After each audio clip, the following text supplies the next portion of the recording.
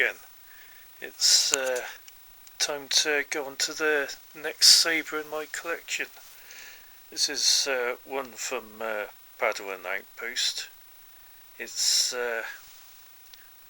probably the one in their standard collection, I suppose, not one of the replicas. I do find I quite like these. With the Padewan outposts, they call these beaters, and they're various colours and pretty much various electronic options.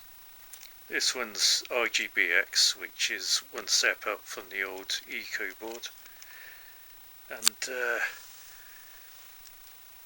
yeah, it looks quite nice actually. I've got the camera light on, so it's reflecting quite a bit. It's a bit on the shiny side, but hopefully you can see that quite well. I'll switch the light off when I turn the blade on to get a good view of that. Anyway, it's generally pretty straightforward. Let's see which end to start off on. Let's go for the pommel. This is quite a nice little pommel actually. It's quite weighty in itself. Got speaker holes for focus, just about there. Get plenty of sound out of there. Got these bits with all the, what you call them, knobbly bits. Very similar to an Obi-Wan saber or the dark side of Revan. Got some nice sort of indentations here with the highlighted colour, which on this one is gold.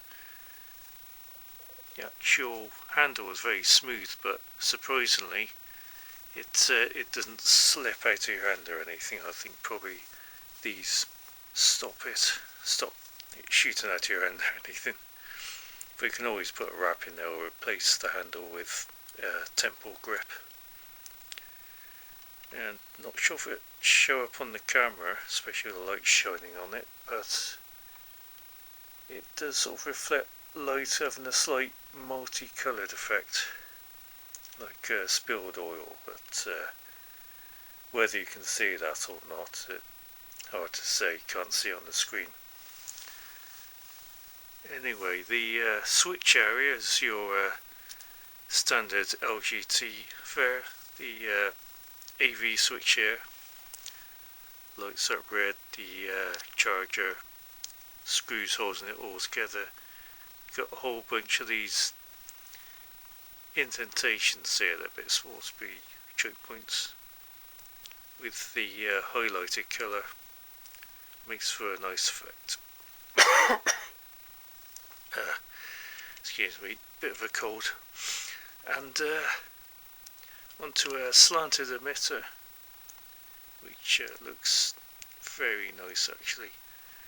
There's no less than 3 screws to hold the blade in, so that blade's not going to be going anywhere, although these screws can stick out a bit, so gotta watch you don't catch your hand on that and cut yourself. But this slanted emitter has a little cut out here, makes a bit of a different effect, kind of a fork. These areas not sharp, not at all really. And this anodizing is completely on the inside. I mean, if this was all hollow with no electronics, it's all gold inside. At least I presume it is, because it's gold on the inside of the pommel, on the inside of the emitter. You can see that there. And I do have another of these, blue one, and it's all blue in there, so I assume it's all gold in this one. It's alright size. For me it's sort of one-handed. Balance is okay. So fire it up. As it's the newer RGBX, won't have to go through the orchestral, whatever you call it, the musical start. Batteries, hopefully not run out. Power out. There you go. I'll switch your light off first. Figure out how to do that.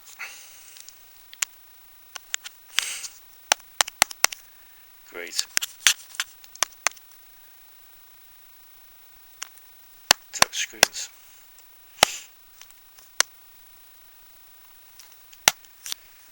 Yeah, you can tell filmmaking is not exactly my main path in life. I have no idea how to do that while I'm filming. Still might be right enough. Yeah, it looks pretty good. Well, up to right there anyway. It's not too bad. Not too bad. Quite nice bright lights.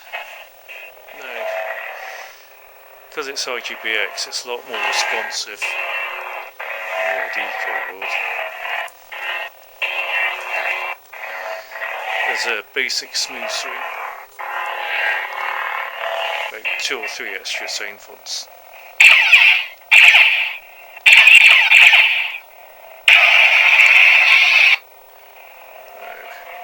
That made the screen go funny.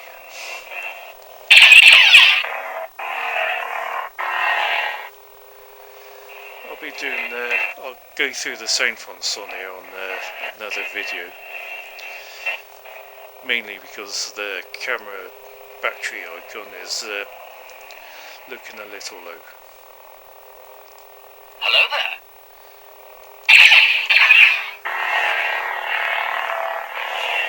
This video is mainly for the hilts. Just turn that off. Yeah, definitely a step up from the old Eco board. Of course there's a newer one, IGBX version 3. I haven't got one of those yet, but when I do I will review it. And I do have another of these beaters because for some reason that I do quite like, and they seem to be quite collectible. And that's Xenopix, so I'll be reviewing that probably early next year. Anyway, before I sign off, I'd just like to thank everyone for viewing my videos, as they are somewhat on the amateur level. I'll be first to admit that.